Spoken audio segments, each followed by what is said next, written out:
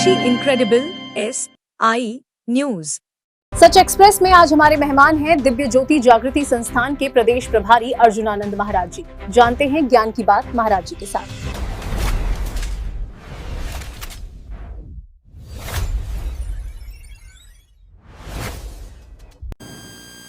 नमस्कार, मैं साक्षी सिंह और आप देख रहे हैं SI न्यूज। इस समय हमारे साथ मौजूद हैं दिव्य ज्योति जागृति संस्था के पूर्वांचल के प्रभारी अर्जुनानंद महाराज जी। सर, आपका हमारे चैनल में बहुत स्वागत है। नमस्कार सर।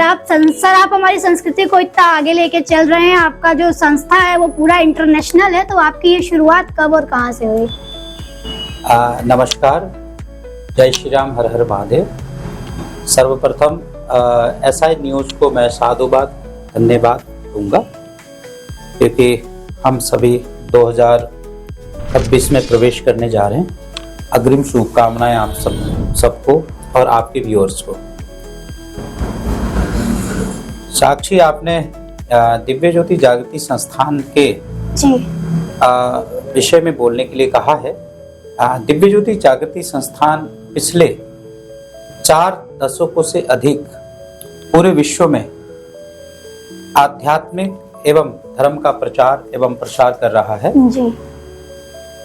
और पिछले 30 वर्षों से गोरखपुर में हमारा आश्रम है।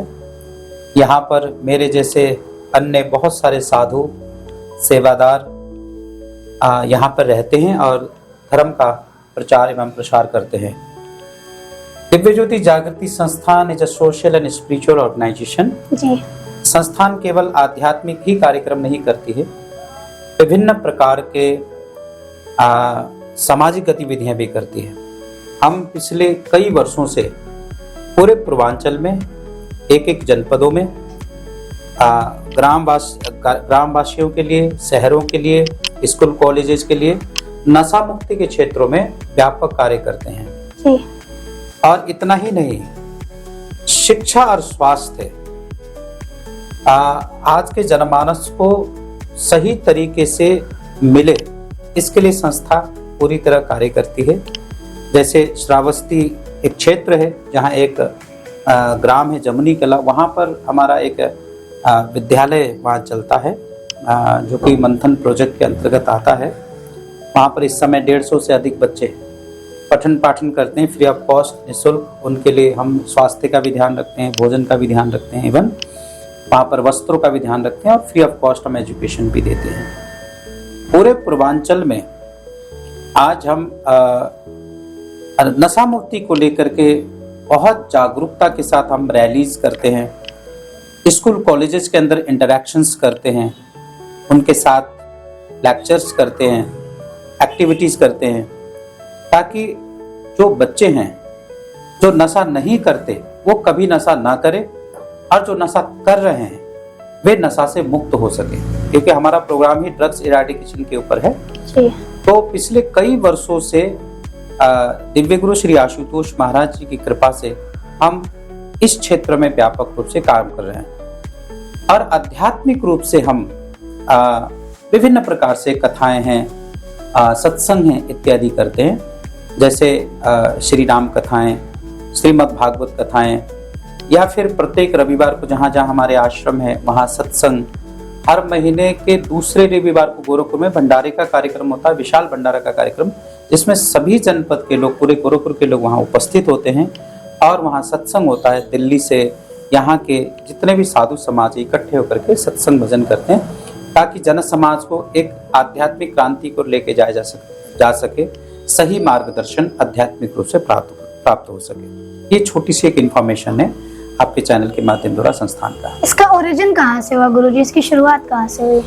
दिव्य गुरु श्री आशुतोष महाराज जी ने इस पूरे मिशन की जो प्रारंभ है वो पंजाब से किया। पंजाब में हमारा बहुत बड़ा सेटअप है, वहाँ पर कई 100 एकड़ में हमारा आश्रम है और पंजाब में प्राकृतिक और जैविक खेती की जाती है कम से कम 350 एकड़ के अंदर। और वहाँ एक बहुत विशाल और बड़ा गौशाला है जो देसी नस्ल पर हम लोग काम करते हैं, जैसे साहिवाल, गिर, थारपारकर जैसी नस्लों पर हम लोग कार्य करते हैं। और हमारा लक्ष्य ये है गौ संवर्धन के माध्यम से, कामधेनु गौशाला के माध्यम से, कि पूरे भारत में गौ की जो नस्ल है प्राय खराब सी हो गई है, उसको हम शुद्ध कर सके, अच्छी नस्ल पूरे भारत को दे सके। और बहुत सारे लोग की ये मान्यता है कि जो देसी गौवें हैं दूध कम देती हैं, ऐसा ये भ्रामक प्रचार है। बल्कि जो देसी नस्ल की जो गौवें हैं वो अत्यधिक मात्रा में शुद्ध दूध हमें प्रदान करती हैं। और पंजाब में तो बड़ी बड़ी यूनिवर्सिटी के जो बच्चे हैं वो आते हैं कि कैसे खेती की जा सके, कैसे गौ पर वो रिसर्च करते हैं, खेती, प्राकृतिक खेती कैसे की जा सके। ये बिल्कुल साइंटिफिक टेम्परामेंट्स पर वहाँ के स्वामीजन मतलब कि ट्रेनिंग भी देते हैं। और वहाँ पर जब हमारी गुरु पूजाएं होती हैं, सत्संग होता है, तो बहुत लाखों की संख्या में वहाँ पर लोग आते हैं। वहाँ से श्री गुरु महाराज जी ने इस मिशन की नींव डाली। और हमारा मुख्य कार्यालय दिल्ली पीतमपुरा में है, और वहाँ पर भी हमारे वहीं से पूरे देश में जो है प्रचार प्रसार का केंद्र है वहाँ पर मुख्य कार्यालय में।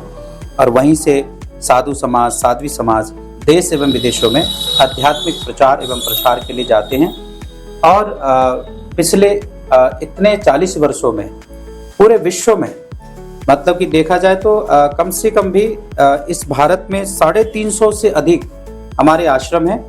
इवन 10,000 से अधिक ब्रह्मचारी साधु सन्यासी जो कि पूरे विश्व में रन करते हैं। और 15 देशों में, अब्रॉड में, जो कि 15 देशों में हमारे सेंटर्स हैं, जो वहाँ के जो अंग्रेज महाराज जी के जो शिष्य हैं, जो विदेश के जो शिष्य हैं, वो लोग भी साधु हैं, तो वहाँ का कार्य वो भी देखते हैं। और यहाँ भारत से जाकर के भी साधु वहाँ आध्यात्मिक प्रचार एवं प्रसार करते हैं। तो हमारा जो दिव्य ज्योति जागृति संस्थान कम से 90 के दशक में रजिस्टर्ड हुआ था। और हमारा स्लोगन ही यही है कि विश्व में शांति लाना। विश्व में शांति कैसे आएगी? ब्रह्म ज्ञान से। और ब्रह्म ज्ञान कहाँ से मिलेगा? दिव्य ज्योति जागृति संस्थान से। ये महाराज श्री ने ये स्लोगन दिया था। और निसंदेह आज पूरे भारत में जनमानस को शास्त्र सम्मत वो ज्ञान प्रदान किया जा रहा है, शास्त्र सम्मत वो ईश्वर का दर्शन करवाया जा रहा है, और पूरे विश्व में अमन, चैन, सुख, शांति स्थापित हो, इसी के लिए दिव्य ज्योति जागृति संस्थान रजिस्टर्ड हुआ है और पूरे विश्व में कार्य कर रहा है। स्वामी जी, अभी आपने गौ की बात की, तो आज के जनरेशन में गौ को एक छोटा आकार दे दिया जा रहा है। काम तो वही कर रही है, दूध उतना ही दे रही है, और उसके आकार को छोटा कर दिया गया है। तो इस पे आपकी क्या प्रतिक्रिया रहेगी? देखिए, मतलब कि हमारी गौ की जो साइज है जी, वैसे जनरली जो प्राकृतिक रूप से जी होनी चाहिए वही होनी चाहिए। हाँ। हालांकि बहुत सारी टेक्निक्स के माध्यम द्वारा और विभिन्न प्रकार के प्रक्रियाओं से किसी को छोटा कर देना, चाहे किसी को बड़ा कर देना, ये हमारे विश्व में प्रचलन सा हो गया है। आप चाइना में जाएंगे तो मतलब कि आप गन्ना को देखेंगे बांस से बड़ा, मतलब कि उन लोगों ने किया है। बहुत सारे इस प्रकार की चीजें की जा रही हैं। किसी का ब्रीड कहीं से मिला करके जो है ना बड़ा कर देना, छोटा कर देना। लेकिन मैं तो यही कहूंगा कि जो हमारा जो ईश्वर प्रदत्त जो प्रकृति ने हमें जो दिया है, जो साइज दिया है, वो सर्वाधिक अच्छा माना जाता है। अब हम मनुष्य समाज है, और हमारी जो इतनी हाइट, मतलब कि हमारे उत्तर प्रदेश में लोगों की हाइट थोड़ी कम होती है, पंजाब में लोगों की हाइट बहुत ज्यादा होती है। हम अमूमन देखा जाए तो वहाँ की साइज थोड़ी बड़ी होती है। आप साउथ में जाएंगे तो थोड़ा सा लोगों का रंग काला सा होगा, ठीक है ना, लेकिन वहीं पर जम्मू कश्मीर में जाएंगे तो उनका रंग थोड़ा सा गोरा होगा। तो ये प्रकृति प्रदत्त जो गुण है उसमें फेर बदल करना मुझे नहीं लगता कि बहुत उचित मतलब कि ये कार्य है। बल्कि जो ईश्वर प्रदत्त प्रकृति ने जो हमें दिया है वही लाभदायक है, इससे ईश्वर भी प्रसन्न होते हैं। गुरुजी, अभी आपने बताया कि आपकी जो संस्था है वो अब्रॉड में भी है और आपका नशा मुक्ति केंद्र भी आप लोग चलाते हैं। तो जैसा कि हमारे भारत में होता है कि महिलाएं बहुत त्रस्त होती हैं, नशा मुक्ति केंद्र उनके लिए एक जीवन का अंग बन चुका है कि वो परेशान है तो वो वहां जाए। तो आपको अब्रॉड में ऐसी कौन सी समस्या आती है वहां पे? साक्षी बहन, आज वर्तमान समय में जितना पुरुष नशा कर रहा है जी, उतनी ही संख्या में, उतनी ही तीव्रता से महिलाएं भी नशा कर रही हैं। अब्रॉड और भारत में क्या अंतर है गुरुजी इस पे? देखिए, जो अब्रॉड की जो संस्कृति है, जी हमारा जो अनुभव है, अब्रोड की जो संस्कृति है भारत तेजी से अडॉप्ट कर रहा है और भारत की संस्कृति को, भारत की जो सनातन पद्धति को, ध्यान पद्धति को अब्रोड अडॉप्ट कर रहा है। जी अब हमारे वहाँ ऑस्ट्रेलिया में हमारे संस्थान से प्रतिनिधि जाते हैं, वहाँ के बहुत संख्या में लोग ध्यान पद्धति से जुड़े हैं, लेकिन भारत के लोगों को बार बार समझाना पड़ता है। वो अपने आप ही इतना जागरूक हैं, अपने आप ही ध्यान करते हैं। लेकिन भारतवर्ष के जो भी आज हम सनातन संस्कृति की हम बात करें, चाहे किसी भी संस्कृति की बात करें, उन्हें बार बार कहना पड़ता है कि आप ध्यान करें। वो हमारी संस्कृति को अडॉप्ट कर रहे हैं और कई बार हमारा भारत बाहर की संस्कृति से बहुत ज्यादा इन्फ्लुएंस्ड है। एक दूसरी बात, जहां तक आपने ये कहा साक्षी की माताएं बहनें बहुत त्रस्त होती हैं, जी लेकिन वर्तमान जो समस्या है या वर्तमान की जो परिस्थिति है, आज पुरुष वर्ग की तरह ही हमारी माताएं बहनें भी बहुत संख्या में नशा कर रही हैं। हमारे रिसर्च हैं, गवर्नमेंट की रिसर्चेस हैं, जी ये डॉक्यूमेंट फैक्ट्स हैं। तो हम क्या करते हैं इस समय, तो पुरुष वर्ग के लिए हम लोग पहले काम करते थे, हमारा पूरा का पूरा फोकस पुरुषों के प्रति ही होता था कि भाई पुरुष महिला को बड़ा प्रताड़ित करते हैं, नशा करते हैं और जो अपने घर का जो इकोनॉमिकल जो स्टेटस है वो भी खराब हो जाती है, पुरुष के नशा करने से काम नहीं कर पाते। हम पहले पुरुषों वर्ग के लिए ही सबसे ज्यादा काउंसलिंग्स करते थे, उनके लिए ही जो कि सबसे ज्यादा बात करते थे, परंतु बहन वर्तमान समय में अब महिलाओं के लिए भी कार्य करना उतना ही आवश्यकता हो गया है। इसलिए हम लोग ने महिलाओं के लिए भी एक संगठन बनाया है कि महिला भी जो नशा कर रही हैं बड़ी बड़ी पार्टीज में, या फिर एक प्रकार का स्टेटस सिंबल बन गया है महिलाओं को भी नशा करना बड़े बड़े शहरों में, जो भी मतलब इस प्रकार से बड़े बड़े शहरों में जहाँ जो बहुत एडवांस मतलब कि एरियाज हैं, मार्केट हैं, बाजार हैं, वहाँ इस प्रकार की संस्कृति बहुत बढ़ रहा है। ये हमारे रिसर्च हैं, इसलिए उन लोगों के लिए भी हम लोग कार्य कर रहे हैं। हम लोग महिलाओं का बहुत रूप में आजकल मतलब मीटिंग्स ले रहे हैं, कॉलेजेस में जाते हैं तो स्पेशली जो हमारी बच्चियां हैं, गर्ल्स हैं, उनके लिए भी हम लोग स्पेशली इंटरेक्शंस करते हैं, उनको समझाते हैं कि ये अच्छी बात नहीं है नशा करना, और पुरुष के लिए भी हम करते हैं। तो प्रयास ऐसा होता है कि बुजुर्ग हों, और क्योंकि हमारा जीवन 3 कैटेगरी में तो बटाया ना, कि मतलब कि एक तो बचपन का जीवन है, एक युवाओं का जीवन है, एक बुढ़ापे का जीवन है।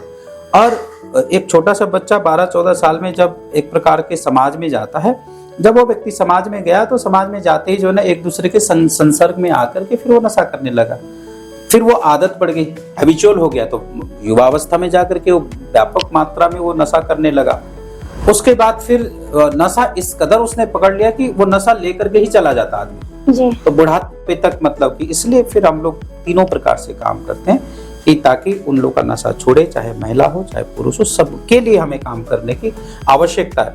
मैं आपके ऐसा न्यूज के माध्यम से पूरे भारतवर्ष को, बल्कि जितने व्यूअर्स हैं जो इस संदेश को सुनेंगे, चाहे देश और विदेश में बैठे लोग होंगे, उन सबको मैं संदेश देना चाहता हूं कि हमारा भारत का सनातन संस्कृति का ऐसा कोई कल्चर नहीं है कि हम नशे में डूबे रहें, बल्कि हमारे शास्त्र कहते हैं कि भगवान नाम के नशे में मनुष्य को डूबना चाहिए। हमारे गुरु साहिबानों ने तो यहाँ तक कहा, नशा भांग शराब का उतर जाए प्रभात, नाम खुमारी नान का चढ़ी रहे दिन रात। हमारे गुरु नानक साहब ने कहा कि हम जो नशा करते हैं, रात्रि को नशा की और सुबह उतर गया, वह नशा पर्याप्त नहीं है, बल्कि भगवान के नाम का, ईश्वर के नाम का नशा जब हम करते हैं तो दिन रात हमेशा वो खुमारी चढ़ी रहती है, दिन रात बनी रहती है। इसलिए किसी एक शायर ने बड़ा खूब कहा कि जाम पर जाम पीने से क्या फायदा, रात बीती सुबह को उतर जाएगी, एक बार हरि नाम का जाम पी लो जरा, तुम्हारी सारी जिंदगी सुधर जाएगी। वाह क्या बात यदि है जी। निसंदेह यदि हरि नाम का जाम मिले, हरि नाम का नशा मिले, तो मनुष्य उसी में मस्त रहता है, उसी में अपना जीवन आनंद पूर्वक जीवन जीता है। इसलिए पूरे भारत में नशा मुक्ति अभियान गुरुदेव ने छेड़ा है और यहाँ गोरखपुर के ट्राइबल बेल्ट में बॉर्डर एरिया पड़ता है सारा। और आपको बता दूं कि हमारा जो बॉर्डर एरिया है, क्योंकि गोरखपुर इधर बिहार बॉर्डर लगता है, इधर नेपाल बॉर्डर लगता है, दो मतलब कि आमूमन जो कि नेपाल बॉर्डर जो कि पड़ता है, तो नशा का जो निर्यात है वहां से भी, यहाँ तक कि ड्रग्स इत्यादि यहाँ बहुत आसानी से मतलब कि यहाँ पर निर्यात हो जाता है। और गोरखपुर के छोटी छोटी एरियाज में ड्रग सप्लायर, और साथ साथ में हालांकि इन बातों से बहुत लोगों को हो सकता है परेशानी भी होगी, लेकिन हम धर्म के लिए काम करते हैं। हमारा समाज नशा मुक्त हो, इसलिए हम बड़े खुले दिल से हम कहना चाहते हैं कि कितने सारे क्षेत्रों में, कितनी सारी जगहों पर व्यापक रूप में नशा बढ़ रहा है। और मतलब कि हालांकि सरकार के भी कानून कायदे हैं, परंतु सरकार के कानून कायदे भूतल पर पूर्ण रूप में नहीं मतलब कि उतरती हैं। इसलिए विभिन्न प्रकार के एनजीओ, नॉन गवर्नमेंट ऑर्गेनाइजेशंस को आगे आना पड़ता है। हमारे जैसे साधु संतों को, चूंकि साधु संतों के प्रति लोगों की बड़ी आस्था होती है, इसलिए हम जब कोई बात कहते हैं तो जरूर ये समाज सुनता है। इसलिए जो है मतलब कि हम इस प्लेटफॉर्म में आकर के लोगों को बताते हैं कि भाई आप नशा मुक्त जीवन जी लीजिए, नशा मुक्त भारत हो, नशा मुक्त समाज हो, नशा मुक्त पूर्वांचल हो, और नशा मुक्त जो है हमारा गोरखपुर, यही हमारा संकल्प है। महाराज जी, जो हमारी भारत की महिलाएं हैं, स्पेशली पूर्वांचल और बिहार साइड की, तो उनका क्या है ना कि अगर वो अपने हस्बैंड का या फिर किसी का भी नशा छुड़ाना चाहती हैं तो उन्हें विभिन्न प्रकार की दवाइयां देती हैं। इससे साइड इफेक्ट्स भी हो सकते हैं, किसी किसी की तो जान भी चली जाती है। तो आप हमारी महिलाओं को क्या कहना चाहेंगे? देखिए, मैं उन महिला समाज को, नारी शक्ति समाज को, उन देवियों को यही कहना चाहूंगा कि नशा छुड़ाने के लिए जी। दो चीजें होती हैं। एक मेडिकेशन, जैसा आपने कहा कि मतलब मेडिसिन वगैरह से बहुत सारे साइड इफेक्ट्स भी होते हैं, इसमें कोई संदेह नहीं। एक है मेडिटेशन, ध्यान का प्रयोग। सबसे ज्यादा यदि कारगर है, जो हमारे रिसर्च है, हमारे अनुभव है, हम पिछले 2.5 दशक से इस क्षेत्र में कार्य कर रहे हैं, और मेरा व्यक्तिगत अनुभव भी है, और पूरे पूर्वांचल के ऐसे ऐसे ट्राइबल ग्रामीण क्षेत्रों में मेरा जाना हुआ है, और इन अनुभवों को मैं यदि कलेक्ट करूं तो एक बहुत व्यापक एक ग्रंथ बन सकता है। लेकिन मैं शॉर्ट में ही कहूं, ब्रीफ में ही कहूं कि सबसे ज्यादा कारगर जो इलाज है वो ध्यान का है। जब कोई साधक दिव्य गुरु के माध्यम से दिए हुए इस महान ब्रह्म ज्ञान को प्राप्त करता है, और उस ब्रह्म ज्ञान एक ऐसा सूत्र है जो उसको प्राप्त करके नित्य जब व्यक्ति ध्यान करेगा, उसके बाद धीरे धीरे उसकी जो गलत आदतें हैं अपने आप छूटती चली जाएंगी, अपने आप उसमें परिवर्तन आता जाएगा। हजारों हजार ऐसे प्रमाण है हमारे पास, डॉक्यूमेंटेड फैक्ट्स हैं, उनके वक्तव्य हैं कि कैसे लोगों ने नशा को छोड़ा। अब देखिए, हमारा यहाँ गोरखपुर में हरसेवपुर ग्राम है जी। आप लोगों ने देखा भी होगा। हरसेवपुर ग्राम अब तो काफी डेवलप हो गया है, लेकिन आज से कम 25-26 वर्ष पूर्व की मैं बात बताऊं, वहां की महिलाएं नशा बनाती थी, बेचती थी और स्वयं भी पीती थी। केवटिया टोला है वहां पर, दिव्य ज्योति जागृति संस्थान का वहां जाना हुआ। वहां पहली बार सत्संग हुआ, और जब सत्संग हुआ तो वहां की महिलाएं भी आई, वहां के पुरुष वर्ग भी आए। अधिकतर लोग वहां पर नशा करके बैठते थे सत्संग में। जब 3 दिन का कार्यक्रम हुआ, यहाँ कुछ लोगों को ज्ञान दीक्षा मिली, और जब ज्ञान दीक्षा मिली तो वो ध्यान करने लगे, तो अचानक ही उनको मानो कि गुरुदेव भगवान की कृपा से नशे से मानो कि थोड़ा उनको नफरत ही होने लगी, घर में परिवर्तन आने लगा। सभी लोगों को एक ऐसा अचंभा लगने लगा कि हाउ इज इट पॉसिबल कि जो व्यक्ति रात दिन दारू पी करके सड़क पे पड़ा रहता था, अब ये व्यक्ति दारू को हाथ नहीं लगा रहा। उसके बाद सेकंड टाइम हमारा फिर उसी गांव में एक प्रोग्राम हुआ, तो पूरा गांव के लोग वहां आए, गांव के लोगों ने प्रोग्राम ऑर्गेनाइज किया, और सारे गांव के लोगों ने ज्ञान दीक्षा को प्राप्त किया, ब्रह्म ज्ञान को, आत्मज्ञान को प्राप्त किया। और सारी की सारी महिलाओं ने ये संकल्प किया कि आज के बाद हमको नशा न बनाना है न करना है। यहाँ तक कि नशा बनाने वाले बर्तनों को भी उन्होंने तोड़ करके फेंका। ये हमारे पास डॉक्यूमेंटेड फैक्ट्स हैं। और जब ये बात हमने यहाँ के पूर्व विधायक डॉक्टर राधा मोहन अग्रवाल जी को जब उनको बोला, तो उन्होंने कहा कि ये कैसे संभव हो सकता है, हम जाना चाहते हैं उस गांव में। तो वो स्वयं गए, एक एक व्यक्ति से फिर उन्होंने काउंसलिंग की कि क्या दिव्य ज्योति जागृति संस्थान के ज्ञान ने आपको इतना प्रभाव कर दिया कि आपने सबने नशा छोड़ दिया। और हर उस महिला ने, हर उस पुरुष ने इस बात को स्वीकार किया कि हाँ, हमने नशा छोड़ा है। वो भी डॉक्यूमेंटेड फैक्ट्स हैं। यहाँ तक कि आस्था चैनल ने आकर के जब इस स्टोरी को सुना, आस्था चैनल ने आकर के वहां जाकर के उन्होंने कवर किया, पूरी कवर स्टोरीज है, क्योंकि हमारे यहाँ बड़े बड़े कार्यक्रम होते रहते हैं। तो आस्था चैनल भी आया था और आस्था चैनल ने इस पूरी स्टोरी को कवर किया कि कैसे लोग नशा मुक्त हुए। मतलब ऐसे ऐसे परिवर्तन दिव्य गुरु की छत्र छाया में है। और मैंने एग्जाम्पल दिए, ऐसे पूरे पूर्वांचल में हजारों हजार ऐसे गांव हैं जहां हमारा सत्संग होता है और वहां पर साधु समाज जाता है। तो हर दिन कभी नारी शक्ति को लेकर के, कभी नशा मुक्ति को लेकर के, कभी जो भारतीय सनातन संस्कृति पर आधारित उस शिक्षा पद्धति को लेकर के, गौ संवर्धन को लेकर के, चाहे मेडिकल इश्यूज होते हैं। अब देखिए, मैं तो सोशल काम करते हैं, इसलिए मेडिकल का कितना बड़ा इशू होता था। अब ना सोशल मीडिया के माध्यम से कितना परिवर्तन आया।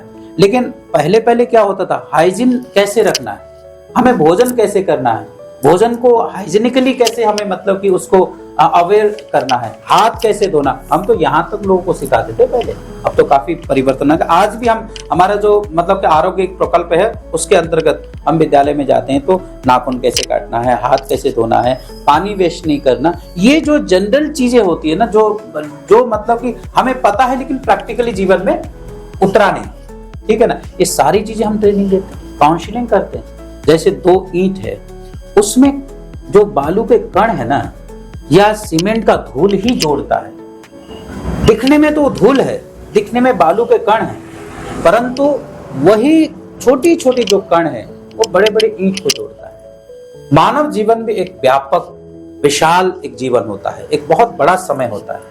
उस जीवन को सही सुधारने के लिए, अच्छा बनाने के लिए ये छोटी छोटी आदतें हमारे जीवन को मजबूत बनाती हैं, स्वच्छ बनाती हैं, सुंदर बनाती हैं और व्यवस्थित बनाती हैं। आप खुद एक संत हैं, आप इस्कॉन को लेकर क्या सोचते हैं? मैं किसी भी धार्मिक संस्थाओं पर जी हम किसी प्रकार का कोई टिप्पणी नहीं करते। पहली बात, हम अपने प्लेटफॉर्म में अपनी बात को अच्छे से हम कहना चाहते हैं, पहली बात। दूसरी बात, देखिए, हमारे भारत की सबसे बड़ी संस्कृति है हमारे भगवान राम और भगवान कृष्ण, जो कि अपने आप में राष्ट्र के धरोहर हैं जी। और हमारे भारतवर्ष की कोई सबसे बड़ी पहचान है तो हमारे राम और कृष्ण है। और कोई संस्था राम और कृष्ण का नाम लेती है, उनकी फिलॉसफी को पूरे विश्व भर में लेकर के जाती है, एक तारीफ करने वाला काम है। तो फिर इसमें क्या दिक्कत है? कोई भी मिशन, कोई भी संस्था जो हमारे सनातन संस्कृति को विश्व भर में लेकर के जाए, संकीर्तन करे, भजन करे, ये बहुत अच्छा कार्य होता है। परंतु साथ साथ में ये भी जानना उतना ही आवश्यक है कि भगवान राम की फिलॉसफी क्या है, कृष्ण क्या समझाना चाहते हैं जी। अब देखिए, मैं आपको कहूं कि हमारे यहाँ जैसे कि आप तो शहर में रही होंगी, लेकिन मैं ग्रामीण क्षेत्रों की मैं बात करूं, ग्रामीण क्षेत्रों में मतलब कि अखंड कीर्तन होता, सुना होगा आपने नाम, हरे राम राम राम हरे हरे, हरे कृष्ण कृष्ण कृष्ण हरे हरे का अखंड कीर्तन पूरा मतलब 24 घंटे का होता है। उसके बाद आरती होती है। तो कोई आयोजक हो चाहे करने वाला व्यक्ति हो, देखिए, दोनों में तभी इन मंत्रों का लाभ मिलता है जब दोनों निःशुल्क निस्वार्थ रूप से करे। करने वाला व्यक्ति, वो व्यक्ति नशा करके, पान इत्यादि खा करके या मांस मदिरा पी करके वो व्यक्ति इन मंत्रों का जाप करेगा तो वो वेव्स, वो तरंगे कभी भी प्रभावित नहीं कर पाएंगे, कभी भी वो तरंगे प्रकट नहीं हो पाएंगे। ठीक है, एक औपचारिकता होगी, कर लिया। या फिर जो व्यक्ति करवा रहा है, जो आयोजक है, वह व्यक्ति की भी पूर्ण श्रद्धा नहीं है। चलो भाई, एक औपचारिकता है, किसी ने कह दिया करवाए, नहीं। देखिए, धर्म का काम जन कल्याण के लिए, मानव समाज के लिए होना चाहिए। और जहां तक हमारे भगवान राम और भगवान कृष्ण की बात है, राम कौन, राम को कैसे जाना जाए? श्री रामचरितमानस में वर्णन आता है कि श्री गुरु पदनक मणिगण ज्योति सुमिरत दिव्य दृष्टि हे होती, उगरही विमल विलोचन हे के मिटही दोष दुख भव रजनी के, सूजही रामचरित मणिमाणिक गुप्त प्रकट जहां जो जय खानी। अब देखिए महापुरुष ने कितना सुंदर कहा है कि बालकांड की चौपाइयां कि जब हमारे जीवन में जब सदगुरु मिलते हैं, गुरु मिलते हैं, तो यहाँ पर इस स्थान को अयत सॉल अयव द विजडम, दिव्य नेत्र, दिव्य चक्षु, दसम द्वार, बहुत सारे नामों से इसे पुकारा गया है। तो गुरु क्या करते हैं, मस्तक पे हाथ रखते हैं, तो यहाँ पर वो दिव्य नेत्र हमें प्राप्त होता है। और जैसे वो दिव्य नेत्र प्राप्त होता है तो फिर उग्रही विमल विलोचन हे के मिटही दोष दुख भव रजनी के, अर्थात हमारे जो भीतर के जितने दोष हैं, जितने विकार हैं, वो समाप्त होते हैं। आपके अभी तक के जितने डिस्कशन में, चाहे नशा मुक्ति को लेकर के, चाहे जो भी अभाव को लेकर के आपने प्रश्न किया, इसी चौपाई में सारा का सारा उत्तर है। यदि किसी को ये दिव्य नेत्र मिल जाता है, ये दिव्य दृष्टि मिल जाता है, ध्यान का सनातन पद्धति मिल जाता है, तो उसमें लिखा है कि उघरई विमल विलोचन हे के मिटही दोष दुख भव रजनी के, उसके सारे के सारे मन के दोष दुख सब समाप्त होते हैं। सूजही रामचरित मणिमाणि, राम का चरित्र जो प्रकाश युक्त है, मणि युक्त है, वो आपके घट के भीतर प्रकट होता है। ठीक है, अर्थात किसी पूर्ण गुरु की कृपा से वो राम का प्रकाश अपने घट के भीतर प्रकट होता है। हमारे श्री रामचरितमानस में ही लिखा है, सहज प्रकाश रूप भगवाना नहीं तह पुनि विज्ञान बिहाना। गोस्वामी जी ने लिखा कि वो राम जो आपके घट के भीतर में है, वो आंतरिक जगत में परम प्रकाश रूप में है। अब यही बात हमारे गुरु साहिबानों ने कहा, जानी जानी रे राजा राम की कहानी, अंतर ज्योत राम प्रकाशा गुरुमुख विरले जानी। उन्होंने कहा कि वो परमात्मा का जो परम प्रकाश है अपने घट के भीतर जाना जा सकता है और अंतर जगत में गुरु की कृपा से प्रकट होता है। अर्थात हमारे जीवन में जब एक योग्य गुरु, ब्रह्मनिष्ठ गुरु आते हैं, वो दिव्य नेत्र के माध्यम से उस परमात्मा के परम प्रकाश स्वरूप का दर्शन करवाते हैं। यदि कोई आपको ऐसा गुरु मिलता है, कोई ऐसी ऑर्गेनाइजेशन मिलती है कि जो आपके भीतर में दिव्य नेत्र दे करके आपको उस राम का दर्शन करवा दे। दूसरा, यदि हम भगवान कृष्ण पर बात करें, अर्जुन के समक्ष भगवान कृष्ण उपदेश कर रहे हैं। उपदेश करते करते अर्जुन ने कहा कि मुझे कुछ बात समझ नहीं आ रहा, मैं करूं तो करूं क्या, मैं युद्ध करूं या बैक हो जाऊं। दो ही परिस्थिति थी ना उनके पास। तो भगवान ने बहुत सारी बातें समझाई हैं, चाहे कर्म योग के विषय में, धर्म योग के विषय में, विभिन्न मार्ग उनको बताए, लेकिन फिर भी अर्जुन ही वाज कंफ्यूज्ड कि करें तो कहां जाएं, सही मार्ग क्या है, नहीं जान पा रहे। देखिए, केवल ईश्वर की बातों से इंसान के जीवन में पूर्ण सेटिस्फेक्शन नहीं मिलेगा, क्योंकि हमारे गुरुदेव कहते हैं God is not a topic of argument but a practical experience of the heart. ईश्वर बातों से नहीं समझ में आएगा, प्रैक्टिकली उसे समझना पड़ेगा। इसलिए भगवान श्री कृष्ण जी ने क्या किया, अर्जुन के मस्तक पे हाथ रखा, उसके बाद उन्हें वो ज्ञान प्रदान किया है और भगवान के सामने ये बातचीत हुई है। भगवान ने कहा कि ना तू माम शक्ति से दृष्टु मननेव स्वचक्षुषा दिव्यम ददामि ते चक्षुः पश्चिमे योगमेश्वरम। पार्थ, बाहर की चरम चक्षुओं से तू मुझे नहीं देख सकता, मुझे देखने के लिए दिव्य नेत्र की आवश्यकता है। और जैसे ही भगवान ने वो दिव्य नेत्र दी, अर्जुन फिर क्या कहते हैं, अर्जुन का जो डिवाइन एक्सपीरियंस क्या हमें बताता है, वो कहते हैं कि दिव्य सूर्य सहस्त्र से भवे द्युपद्युति था यदि वा सदृशिषा शायद भासस्तस्य महात्मना। हजारों सूर्य का प्रकाश आकाश में प्रदीप्त हो जाए, ऐसे प्रचंड प्रकाश को मैं आंतरिक जगत में देख रहा हूं। अर्थात कितनी सुंदर, कितनी जबरदस्त श्रीमद्भागवत का रामचरितमानस की फिलॉसफी है ना। वो कहते हैं मैं देख रहा हूं। एग्जैक्टली आज वर्तमान समय में ऐसे ही पूर्ण गुरु की आवश्यकता है, जो केवल भगवान की बातें ना करे, ईश्वर की चर्चा ना करे, दिव्य नेत्र के माध्यम से ईश्वर का तत्क्षण गुरु दीक्षा के समय में दर्शन करवा दे। तभी जाकर के भगवान राम की संस्कृति, भगवान कृष्ण की संस्कृति मानव मन में स्थापित होगी और राम को जान पाए, कृष्ण को जान पाए। यही जो है मतलब कि हमारा लक्ष्य होना चाहिए। और हमारे दिव्य गुरु श्री आशुतोष महाराज जी एक ऐसे गुरु हैं जो केवल ईश्वर की चर्चा नहीं करते, वो जब किसी को भी ब्रह्म ज्ञान देते हैं, वो दिव्य नेत्र के माध्यम से शास्त्र अनुसार वो ईश्वर का दर्शन करवाते हैं। जब हमें दर्शन होते हैं तब परिवर्तन। ऐसे नहीं कि मतलब तिहाड़ जेल के कैदी सुधर गए, ऐसे नहीं कि किसी ने नशा मुक्ति को छोड़ा। इसके पीछे बहुत आध्यात्मिक कारण है, उनकी कृपा है, उनका आशीर्वाद है।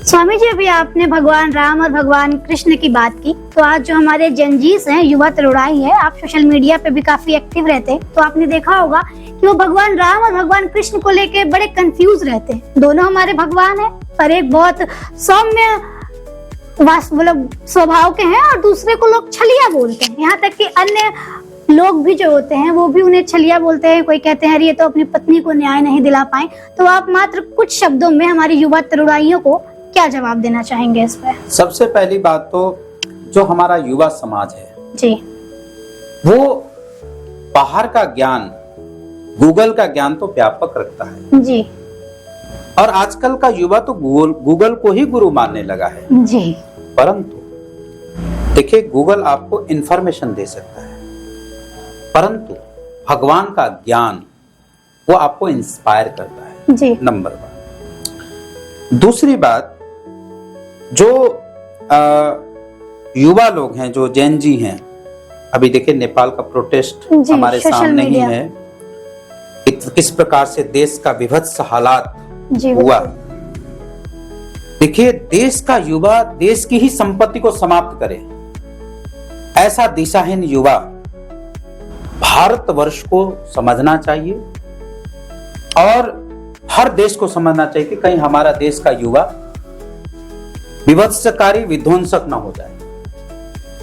नंबर 1 तो मुझे ये बात कहनी। जी, दूसरी बात कि आज युवा समाज हमारे राम को, हमारे कृष्ण को रिस्पॉन्सिबल कहते हैं या छलिया कहते हैं, यही बात आपने बोला। जी, सबसे पहले तो पहली बात तो हमारे भगवान राम जैसे रिस्पॉन्सिबल कोई हो ही नहीं सकता। ये बताइए कि भगवान श्री रामचंद्र जी अपनी भार्या को लेने के लिए इतना बड़ा युद्ध कर सकते हैं, मतलब कि इतना बड़ा 100 योजन जो समुद्र की दूरी थी वो पार कर सकते हैं, पुल बना सकते हैं, अपने भार्या के लिए रो सकते हैं, वो भी किससे? पत्तियों से, प्रकृति से, हिरणों से रो सकते हैं। फिर वो कैसे वो इरेस्पॉन्सिबल हुए, गैर जिम्मेदार हुए? नंबर 1 तो भगवान राम से बड़ा जिम्मेदार, अपने पत्नी के प्रति वफादार कोई अवतार नहीं माना जाता है। वो बहुत जिम्मेदार हैं अपने आप में। जनजीस का सवाल ये है कि उसने अपनी पत्नी का उसे- प्रोटेस्ट क्यों नहीं किया? हाँ, मैं वही बात कर रहा हूँ कि वो अपने ही भार्या के रक्षा हेतु जी, मतलब कि लंका तक गए हैं, लेकर के आए हैं।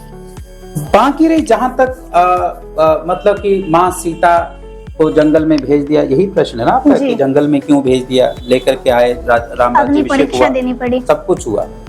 लेकिन देखिए, बहुत सारे शास्त्रों में जो कथाएं हैं वो जो है मतलब उसमें घुसपैठ बहुत हुआ है। जब अंग्रेज हमारे देश में थे, उन्होंने हमारे बहुत सारे ग्रंथों के साथ छेड़खानी भी किया।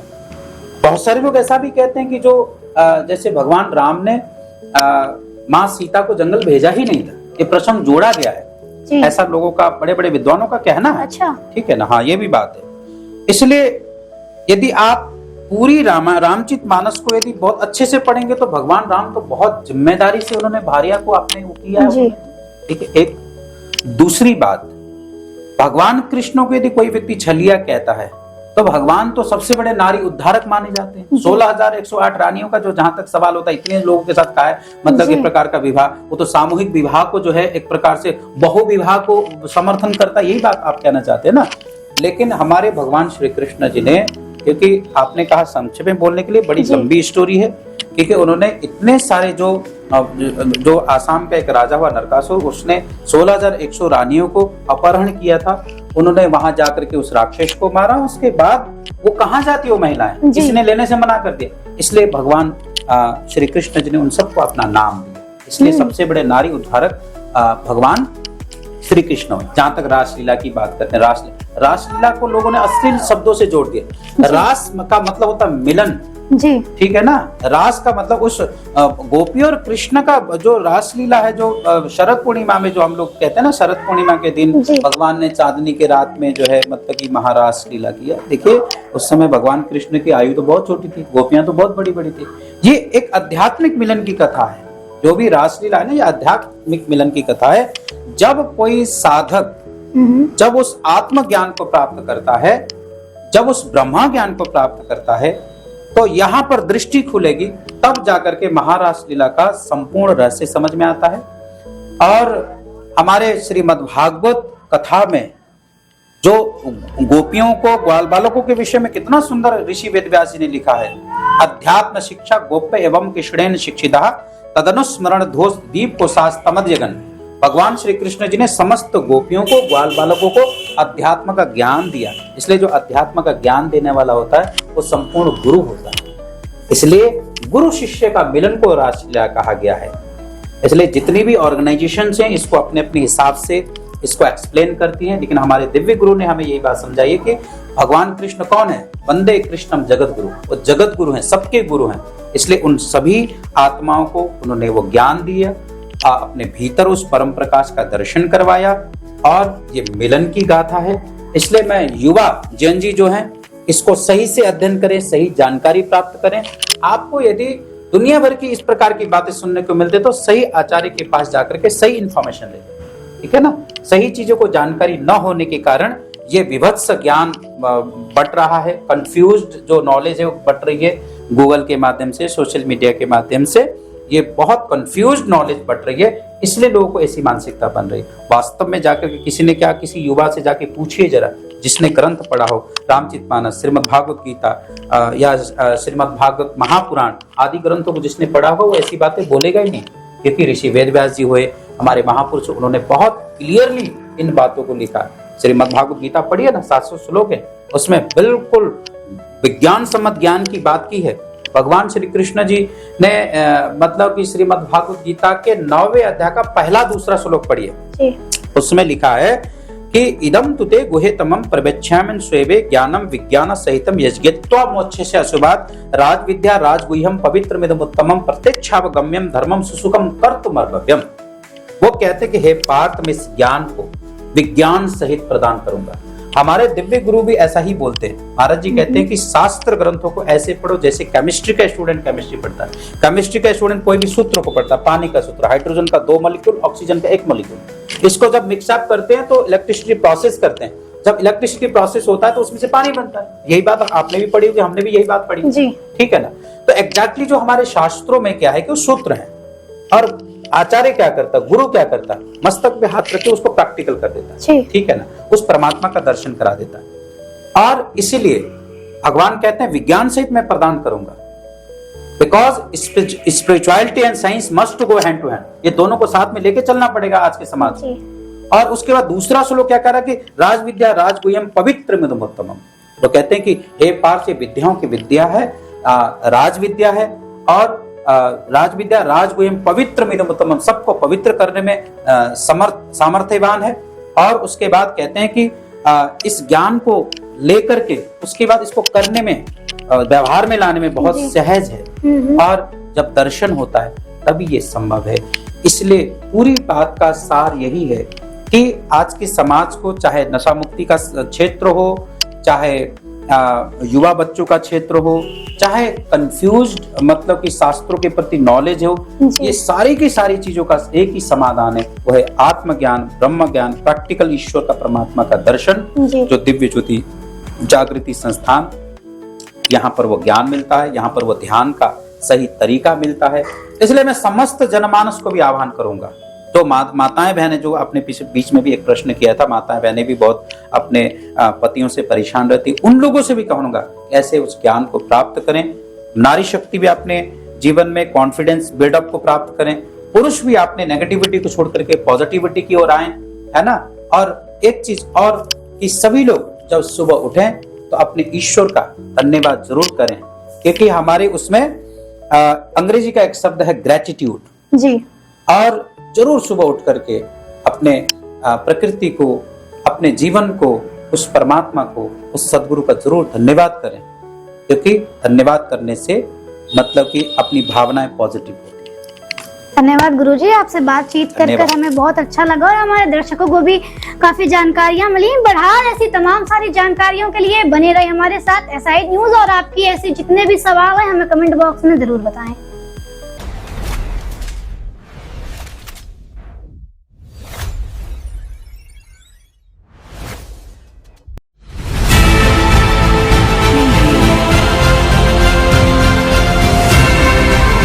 नीचे जो वो सब्सक्राइब का बटन है ना, उसको हिट करो, जल्दी से करो सब्सक्राइब।